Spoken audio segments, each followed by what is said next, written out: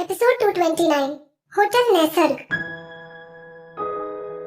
पहले तो विधि ने वेवे डांस को छोड़ने के बारे में कुछ नहीं सोचा था, लेकिन अभी अभी आरव ने जो कहा उसे सुनने के बाद विधि ने इसके बारे में सोचना शुरू कर दिया था। आरव सही कह रहा था, वेवे डांस में बोर रहने का कोई फायदा नहीं था। मोहित वेवे डांस का ओनर है और इसलिए फ्यूचर में मोहित से उसका बार बार मिलना होगा। ये वाकई में बहुत अजीब लगेगा, लेकिन उस समय विधि ने उसे हल्के फुल्के ढंग से सिर्फ इतना ही कहा, ये मेरी प्रॉब्लम है मिस्टर कपूर, आपको इसके बारे में ज्यादा परेशान होने की जरूरत नहीं है। अब विधि न सिर्फ मोहित के साथ अपने रिश्ते तोड़ना चाहती थी, बल्कि वो आरव को उकसाना भी नहीं चाहती थी। विधि की बात सुनकर आरव के चेहरे के पास नाराजगी के एक्सप्रेशन साफ साफ दिखाई देने लगे थे। आरव ने अपने इमोशंस को कंट्रोल किया और उसकी गर्दन पर लगी चोट को अपने फैमिली डॉक्टर से ट्रीट करवाने के लिए उसे कार से बाहर निकलने के लिए इनवाइट किया। विधि ने इस बंगले को पहचान लिया था। ये उसका और आरव का घर नहीं था, बल्कि ये बंगला सिर्फ छुट्टियां बिताने के लिए इस्तेमाल किया जाता था। अंदर की सजावट ज्यादा नहीं बदली थी। लिविंग रूम में कोने में छोटी छोटी बिल्लियों की नक्काशी की गई थी। विधि ने जानी पहचानी चीजों को एनालाइज करने की जहमत नहीं उठाई। जैसे ही वो अंदर जाकर सोफे पर बैठी, आरव का फैमिली डॉक्टर तुरंत आ गया। डॉक्टर ओमकार कपूर फैमिली का एक पुराना जाना पहचाना फैमिली डॉक्टर था। पास में विधि जब भी बीमार होती थी तब वो अक्सर उनसे सलाह लेती थी। डॉक्टर ओमकार ने विधि को बहुत केयरफुली एग्जामिन करने के बाद अपने इक्विपमेंट नीचे रखे और कहा, इनका गला थोड़ा सूज गया है, इंटरनल ब्लीडिंग भी हो रही है, जो ऑर्डिनरी लोगों के लिए इतनी हार्मफुल नहीं है, लेकिन मिस शर्मा एक सिंगर है, इसलिए उन्हें कुछ समय के लिए अपना ज्यादा ख्याल रखना होगा। मैं आपको कुछ दवाइयाँ दे देता हूँ, ये दवाइयाँ समय पर ले लीजिए और याद रखिए कि कोई भी ऐसा खाना या मसालेदार खाना ना खाएं जिससे आपके गले में जलन हो। विधि ने अपना सर हिला दिया। आरव ने पूछा, ये कल रात स्नोफॉल में बाहर थे, क्या इन्हें ठंड लग गई है? डॉक्टर ओमकार मुस्कुराए और कहा, मिस्टर कपूर आप चिंता मत कीजिए, मिस शर्मा की बॉडी अच्छी कंडीशन में है और सब कुछ नॉर्मल है। डॉक्टर की बातें सुनने के बाद फाइनली आरव को कुछ राहत मिली और उसने डॉक्टर ओमकार को जाने के लिए कह दिया। आरव ने विधि को नाश्ते के लिए रोक लिया और अपने नौकरों को एक न्यूट्रिशियस वेजिटेबल उपमा तैयार करने के लिए कह दिया, जो पचने में आसान भी होगा। आरव ने कुछ ब्रेड स्लाइसेस को छोटे छोटे टुकड़ों में काटकर उन पर विधि के लिए बटर भी लगाया। जैसे विधि ने आरव को बड़े ध्यान से ब्रेड के टुकड़े काटते हुए देखा तो उसे याद आया कि कई साल पहले भी वो इतना ही कंसिडरेट हुआ करता था। आरव हर काम को हमेशा बहुत अच्छे ढंग से एकदम परफेक्टली किया करता था। आरव ने उसकी देखभाल भी बहुत अच्छी तरह से की थी। विधि ने फिर से मोहित के बारे में सोचा। मोहित आरव से बिल्कुल अलग था। उसने बहुत कम लोगों को काम पर रखा था और ज्यादातर काम खुद किया करता था। मोहित किचन में हमेशा बहुत केयरलेस हो जाता था। जब भी वो खाना बनाता था तो वो हमेशा उसे मदद के लिए बुला ही लेता था। वो विधि की बेतरतीबी से टमाटर काटने और सब्जियों को अच्छी तरह से नहीं धोने पर उसके ऊपर हंसता भी था। उनकी किचन की कई यादें खुशियों से भरी हुई थी, जिसमें हल्की फुल्की नोकझोंक और एक दूसरे की टांग खींचना भी शामिल था। लेकिन अब फ्यूचर में ऐसा दोबारा होने की पॉसिबिलिटी नहीं थी। विधि के मुंह में अजीब सा दर्द हो रहा था। उसे अपने सामने रखा हुआ नरम और डिलीशियस वेजिटेबल उपमा निगलने में काफी तकलीफ महसूस हो रही थी। उसने जैसे तैसे जल्दी से अपना नाश्ता खत्म किया और आरव को गुड बाय कह दिया।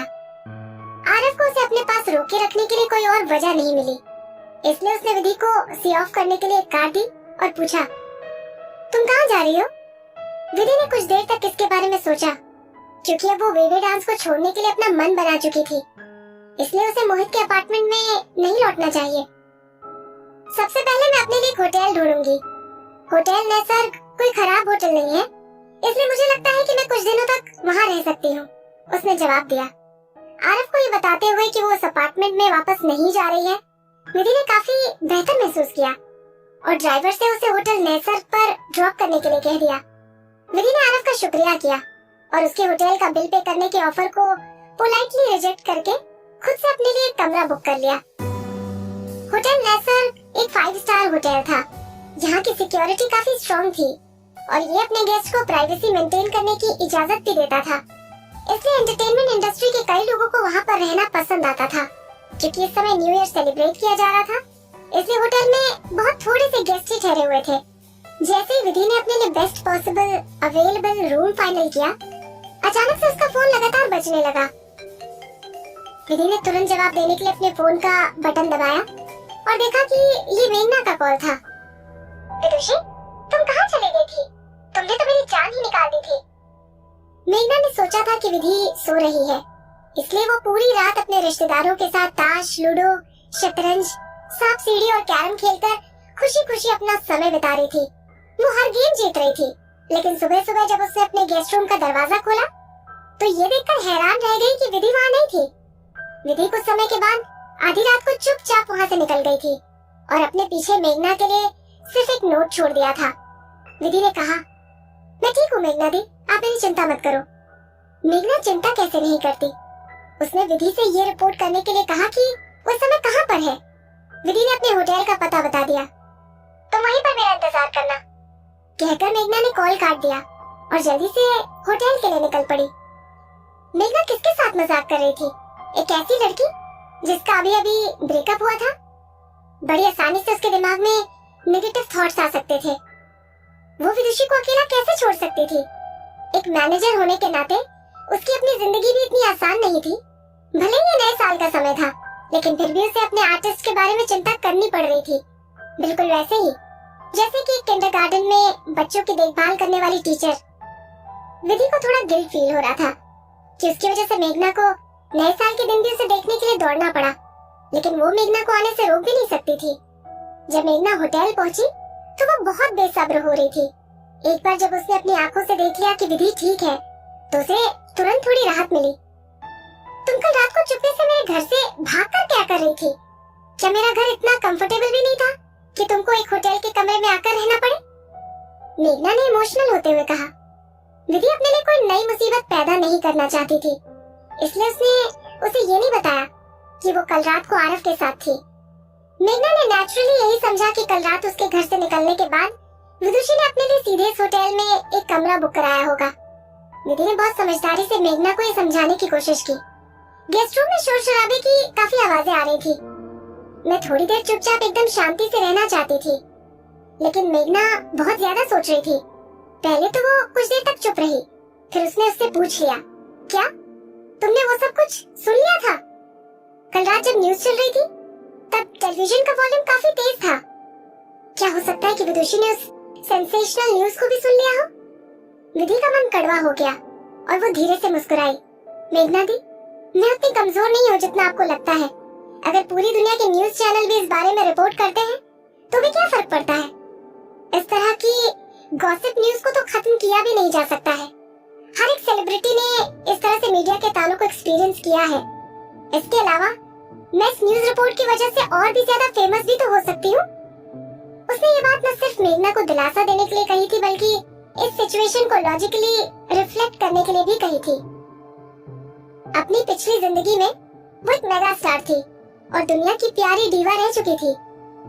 उसने कौन सा डिफिकल्ट फेज को एक्सपीरियंस नहीं किया था? इस तरह की न्यूज तो बहुत मामूली सी बात थी। मेघना को विदुषी की बात पर पूरा विश्वास नहीं हो रहा था। मेघना ने उसका हाथ पकड़ते हुए पूछा, क्या तुम सच में ठीक हो? हाँ दी, मैं ठीक हूँ।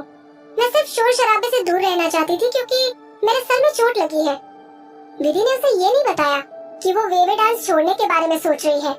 वो नए साल के दिन अपने मैनेजर का बोझ कैसे बढ़ा सकती थी? नए साल का सेलिब्रेशन खत्म होने के बाद जब मेघना काम पर वापस लौटेगी तब वो उसे ये बात बता देगी। पूरे दिन मेघना उसके साथ ही रही और उसके साथ बातचीत करती रही ताकि वो इंश्योर कर सके कि विदुषी इमोशनली स्टेबल है। जब मेघना विदुषी के साथ काफी दिन तक थी तब उसके घर से उसकी फैमिली के लोग उसे बार बार कॉल कर रहे थे कि घर वापस आकर वो फिर से उनके साथ बोर्ड गेम्स खेले। जो लोग कल मेघना से हार गए थे वो आज उसे जीतकर अपने नुकसान की भरपाई करना चाहते थे और मेघना के बिना ऐसा नहीं कर सकते थे। विधि ने ये देखकर मेघना से कहा, दी अब आपको अपने घर जाना चाहिए। मेघना का मन नहीं था, लेकिन फिर भी वो बेमन से विधि को छोड़कर अपने घर के लिए निकल पड़ी। जब सारी दुनिया शांत हो गई तब विधि ने अपना फोन निकाल लिया। कोई भी नोटिफिकेशंस नहीं थे। विधि को ऐसा लग रहा था जैसे उससे कुछ छूट गया हो। उसके दिल में कड़वाहट भर गई और वो मुस्कुरा पड़ी। वो अभी भी उससे कुछ उम्मीद क्यों कर रही थी? उसे वापस आकर 2 दिन हो चुके थे। मेघना भी लगातार उसके लिए चिंता जता रही थी, लेकिन उस आदमी का क्या? मोहित ने अपने आप को उस पर फोर्स किया और उसके बाद बिना एक भी शब्द कहे उसके साथ ब्रेकअप कर लिया। उसने विधि को कंसोल करने के लिए कॉल तक नहीं किया। विधि को समझ में आ गया था कि उसके हिस्से की धूप खत्म हो चुकी थी। विधि ने एक टेक्स्ट मैसेज टाइप किया। उसे मोहित के नाम पर भेजने से पहले वो काफी देर तक झिझकती रही। फिर उसने डिलीट बटन दबाकर उसे डिलीट कर दिया। अपने होटल के कमरे में एक बार फिर से वो रात होने तक सोती रही। उसके बाद उसने कुछ कॉल्स का जवाब दिया। उसके मम्मी डैडी ने पैसे मांगने के लिए उसे फोन किया था। उसकी दादी जी ने ये पूछने के लिए फोन किया था कि क्या वो ठीक है। प्रिया ने उसके ब्रेकअप पर उसके साथ सिंपैथी जताने के लिए फोन किया था और रोहन और सत्या ने उसे हैप्पी न्यू ईयर विश करने के लिए कॉल किया था। विधि ने उन सभी के कॉल का जवाब दिया था, लेकिन उसका दिल शुरू से लेकर आखिरी तक एकदम खाली खाली लग रहा था। नए साल का सेलिब्रेशन एक झटके में खत्म हो गया और अब जल्द ही अगला इवेंट जिस पर सारी दुनिया अपना ध्यान फोकस करने वाली थी वो था वैलेंटाइंस डे, या फिर ऐसा कह लो कि विधि के लिए सिंगल्स डे। एक सुंदर और आर्टिस्टिक एनवायरनमेंट के साथ होटल नैसर्ग और भी ज्यादा लाइवली हो गया था। विधि के कुछ पुराने जान पहचान के लोगों सहित कई कपल्स को एक रोमांटिक नाइट के लिए वहाँ पर रहना बहुत पसंद आ रहा था।